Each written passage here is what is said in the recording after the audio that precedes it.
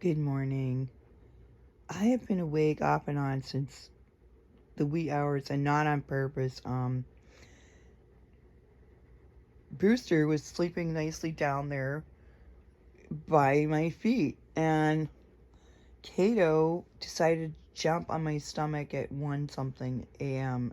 and start poking his paws into me really painfully in my ribs and my stomach. And I'm like, Cat, what up? It's 1 something in the morning, but you want to pat on me? Fine, now go to sleep. And finally, I had to toss him off. And I'm like, listen, boy, you're not going to be waking me up all night. And he used to do this in the bedroom, except on a worse scale when he was younger. He would come in and he'd do the run by like that. I mean, he'd squeaky little cat. And I blame my friend Sally. She's a black and white cat owner. Now she has a black and white dog. And she loves Disney. So she's always going to Disney once or twice a year, or, planning the big trips, and then she does little ones to like Nashville or whatever. I guess I get it there too. And I'm like, they're everywhere, man. And but she saw these black and white kittens online that were being, and she said, "You need another cat." And I'm like, "No, I don't." And she's like, "Yeah, look at these cats." And I'm like, "Oh, kitty." And then I had another kitten, and he's got the thumbs, and he's black and white little tuxedo cat, and he's awful cute, but he is annoying at times, and would come around at night and jump across our pillows and our heads and be like, boom, boom, zoom, zippity, zoom, doom, doom, doom. Let's knock the curtains down, because that's why they were on a nail. Somebody had driven these giant carpenter nails into the pine window frame. And you shouldn't even do that with pine, because one of them split.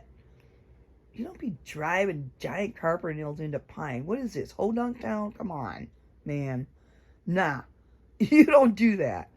And I finally got my brackets installed. Notice they're on the wall, not the actual window sill frame. Yeah, just a lot of minor things that all it needs is a little TLC, and if it's something I can do, I'm gonna do it. And I don't need permission, because they don't care. They literally don't care if I paint, as long as it's probably not purple. And even then, they wouldn't care. Do what you want. It's your house. Technically, it's not, but you know. So I have some tasteful paints, and I'm trying to decide if I want to make the kitchen a lighter, creamier yellow than I started last time, and do the bedroom in a sort of grayish, neutralish, bluish color, because it's a bedroom. You'd think you want that sort of, or do I want the bedroom to be lighter because there's no windows except for the one on the side? Um, and I pretty much know what I want to do with the bathroom. I want that to be lighter. It's some flat matte paint that is disgusting, and I gotta wash the walls and put bleach on and whatever you do to prep it. So I thought maybe I'll start with the bathroom first, because it's a small room. Get all the cat litter changed out, because I have fresh, and I'm going to do all that, and mop the floor and clean everything, and then wash the walls, and I can just paint in there while it's still cool weather, and I'll have done one thing. Because to do the kitchen, I have to take everything down and all the coats off the rack and everything, and I just get everything put back, more or less, from before. And when they were moving the chair out, they took everything and just dumped it on my couch and left it. And I'm like, oh crap, I had to pull this stuff back. And then I got overwhelmed with other stuff, and I ended up with this crap in my living room. Like, literally, there's my raincoat that was on a hook underneath this stuff. And I still haven't hung it back up, but everything else I have. And I'm like, it just, sometimes life just gets overwhelming, and you can't do everything at once. And then all these things keep happening, and you got cokehead screaming at you in your dooryard, and my marina counselor has passed away from pancreatic cancer. Nicest lady I ever met. Was my telephone friend for a year and a half, and that was it. That was the last time I talked to her, and now she's gone. And it was at Christmas, which is the worst time when you're grieving. And I've lost my husband, my brother Tom,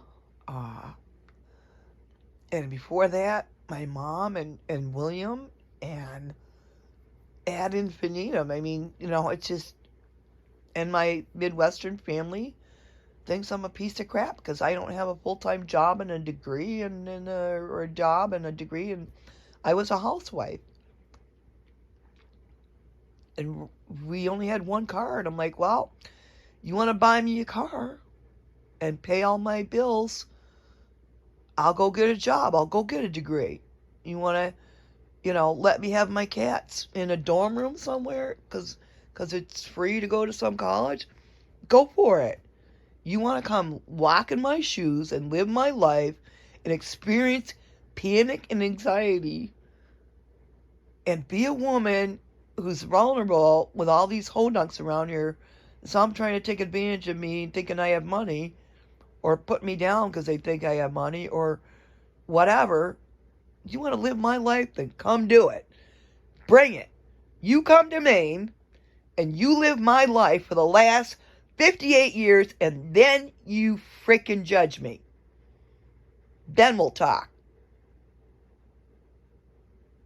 Have a nice day. I'm going to do some stuff.